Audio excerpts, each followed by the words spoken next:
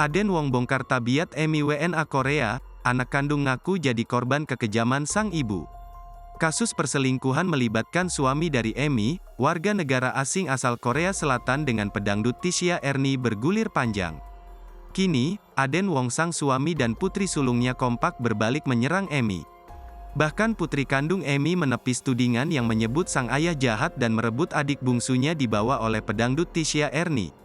Pengakuan itu diungkap anak perempuan Emi, San di kanal YouTube Dr. Richard, Minggu, tanggal 10 Maret tahun 2024. Ia malah mengatakan mendapat perlakuan kasar dari kekejaman sang ibu. Diakui San, Emi kerap berteriak hingga memukuli kedua anaknya saat mereka masih tinggal di Singapura. Tak sampai di situ, San juga menguliti tabiat ibunya yang sering mabuk-mabukan.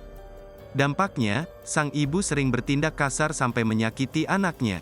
Karena perlakuan tersebut, San tidak mau lagi memanggil Emi dengan sebutan ibu. Mirisnya, San menyebut jika dirinya tidak berharap untuk dilahirkan. Sementara, di sisi lain, Aden Wong pun sudah mengetahui terkait Emi BMJ yang telah melaporkan dirinya terkait dugaan perzinahan dan pelarangan pemberian ASI eksklusif terhadap bayinya yang masih berusia 4 bulan.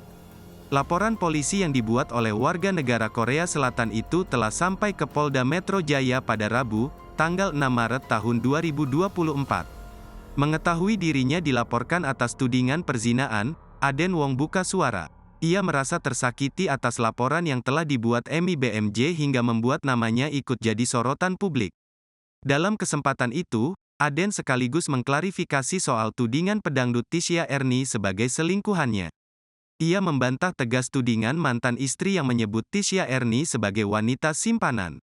Lebih dari itu, Aden justru memuji sosok Tisha Ernie yang berjasa dalam hidupnya selama 2 tahun terakhir ini. Download Tribun X sekarang, menghadirkan lokal menjadi Indonesia.